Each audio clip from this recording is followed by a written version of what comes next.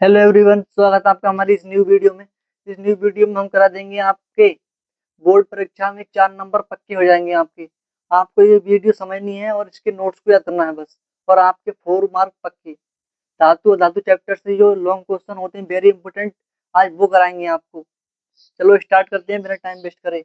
उस क्वेश्चन का नाम है धातु निष्कर्षण की प्रक्रिया को विस्तार से समझाइए। पहले हम आपको इसे समझाएंगे एक स्टोरी की सहायता से। स्टोरी मतलब उसमें समझाएंगे हम आपको अयस्क और धातु क्या होते हैं।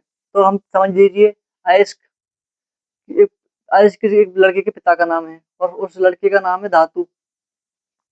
तो ये दोनों कहीं पे जाते हैं घूमने।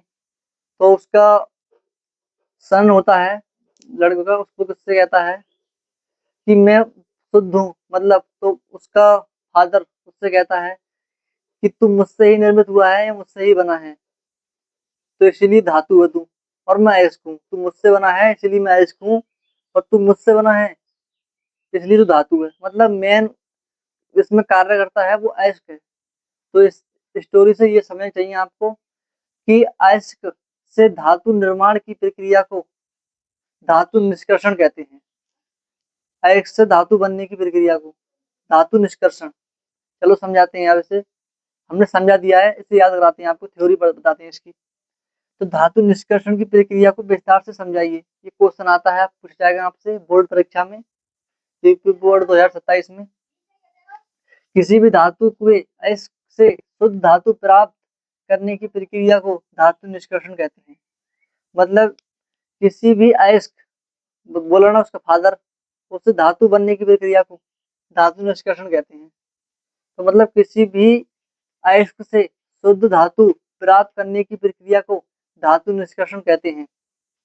ये कुछ निम्नलिखित चरणों में पूर्ण होती है। वो चरण है इस निम्न प्रकार है ये। अयस्क सांद्रण, मतलब जो अयस्क होगा मेन प्रोडक्ट, उसका कॉन्सेंट्रेट करा जाएगा, मतलब उसे ज्यादा मात्रा में या उसे गाढ़ा मान लो या क्वांटिटी इसकी अधिक होगी, उस वो करा जाएगा पहले। सेकंड स्टेप होगा उसका धातु निष्कर्षण। फिर उसके बाद अयस्क से धातु को निकाला जाएगा या निष्कर्ष किया जाएगा। और थर्ड स्टेप में होगा धातु परिष्करण। मतलब थर्ड स्टेप में धातु को रिफाइनिंग होगी या धातु शुद्ध धातु अलग की जाएगी और उसमें अशुद्ध मटेरियल होगा वो उससे अलग किया जाएगा। तो ये तीनों स्टेप द्वारा धातु निष्कर्षण की प्रक्रिया कंप्लीट होती है। तो हमने अभी ये धातु निष्कर्षण समझा दिया है आपको। अब आपको ये नोट्स करना है तो इसकी स्क्रीनशॉट ले लीजिए। और ये 3 स्टेप अभी आपको कराएंगे हम स्टेप बाय स्टेप द्वारा, थ्योरी वाइज। जब तक इसे नोट कर लीजिए।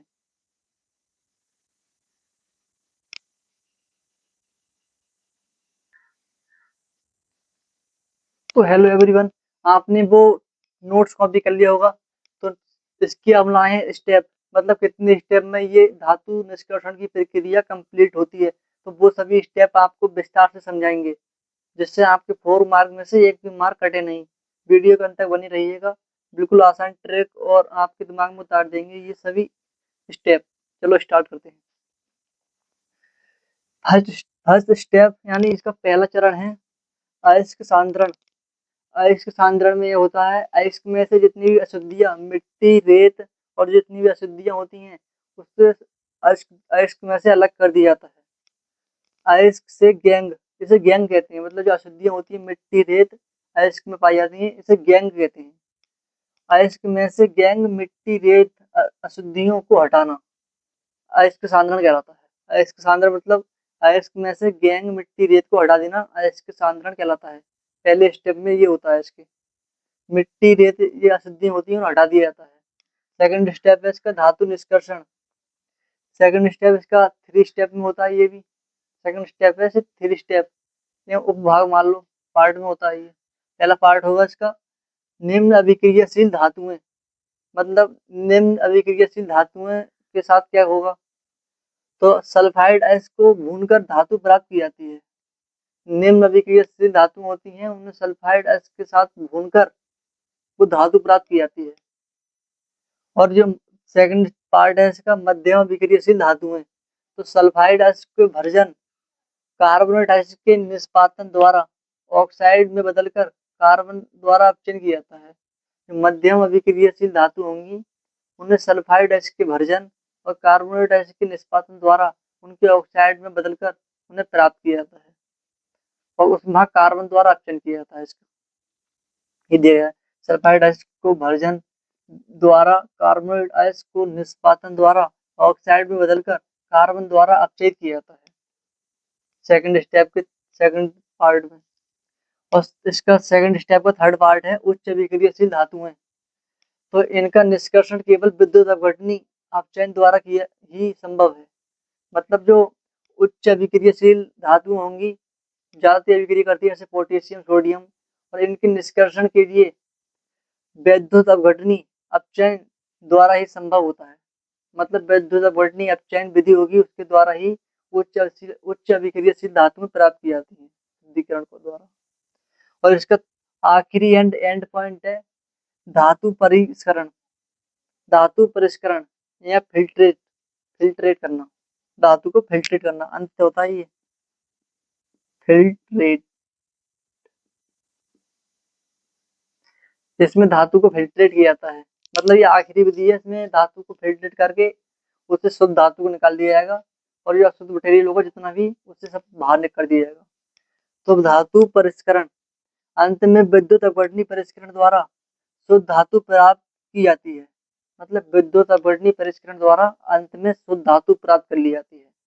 तो ये पूरी प्रक्रिया धातु निष्कर्षण कहलाती है। हमने यहाँ धातु निष्कर्षण की प्रक्रिया आपको बिल्कुल एक स्टोरी की सहायता से समझा दी। जैसे मान लो किसी के पिता का नाम अयस्क है, उसके बेटे का नाम धातु है, तो उस वो बेटा अपने पिता से ही बना है। तो ऐसे ही मान लो अयस्क एक धातु से धातु अयस्क से बना है, एक स्टोरी की समझा दी। तो अयस्क से धातु बनने की प्रक्रिया को हम धातु निष्कर्षण कहते हैं। ये तीन स्टेप में होती है। ये पहला स्टेप है इसका अयस्क सांद्रण और दूसरा स्टेप है धातु निष्कर्षण, तीसरा स्टेप है धातु परिष्करण। सेकंड लॉन्ग क्वेश्चन ला रहे हैं हम आपके लिए। और सेकंड लॉन्ग क्वेश्चन हमने फर्स्ट ही इंपोर्टेंट है मतलब ये धातु चैप्टर से इंपोर्टेंट लॉन्ग क्वेश्चन है। अब दूसरा इंपोर्टेंट लॉन्ग क्वेश्चन ला रहे हैं आपके लिए, जब तक ये नोट कीजिए आप।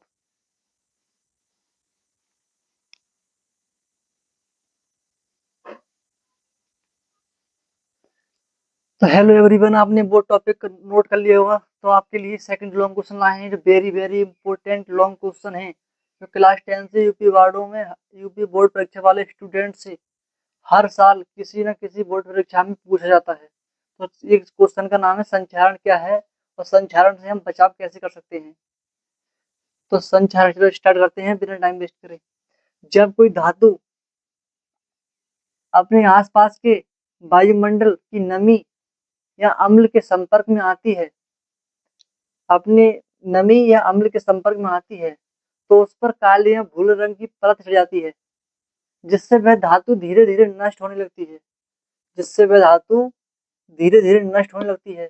ये प्रक्रिया संचारण कहलाती है। इसके उदाहरण है लोहे पर जंग लगना, लोहे पर भूरी परत चढ़ना। आपने देखा होगा जब लोहे पे जंग लग जाती है तो उस पे भूरे रंग की परत चढ़ जाती है। चांदी का काला होना, और चांदी काली हो रही है चांदी पे जंग लगना कहते हैं उसे।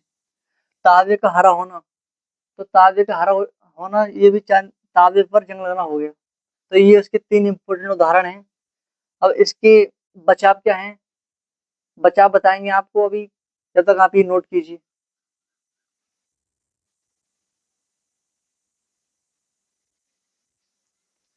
तो हेलो फ्रेंड्स, आपने उसका डेफिनेशन वगैरह कॉपी कर लिया होगा। इसके बचाव या इससे सेफ कैसे रख सकते हैं वो स्टेप बताते हैं आपको। मतलब सेफ रखने के क्या यूज है, मतलब किस तरीके से रख सकते हैं। तो इसके सेफ रख सकते हैं इसे ये संलेपन या गैल्वेनाइजेशन द्वारा। गैल्वेनाइजेशन द्वारा मतलब लोहे या स्टील पर जस्ते की जिंक की परत चढ़ाना। अगर लोहे या स्टील पर जस्ते की या जिंक की आप कोई परत चढ़ा देंगे तो उस पर जंग नहीं लगेगी। जिससे लोहे को जंग लगने से बचा सकते हैं उस पर जिंक की परत चढ़ाकर। एक तो ये हो गया इसका बचाव। सेकंड है मिश्र धातु बनाकर, धातु को धातु में या धातु को अधातु में मिलाकर एक अन्य धातु बनाना, मिश्र धातु बनाना। जैसे लोहे को क्रोमियम या जिंक में, निकिल में, जैसे लोहे को क्रोमियम और निकिल में मिलाकर स्टेनलेस स्टील बनाना।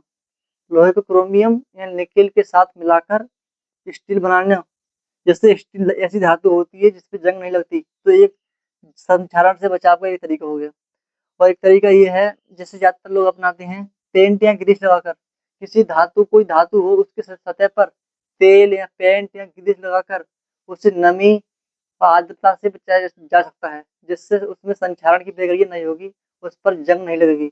तो आज हमने आपको धातु और धातु चैप्टर के सभी इंपॉर्टेंट लघु उत्तर लॉन्ग लॉन्ग क्वेश्चन कराए, मतलब दीर्घ उत्तरीय प्रश्न।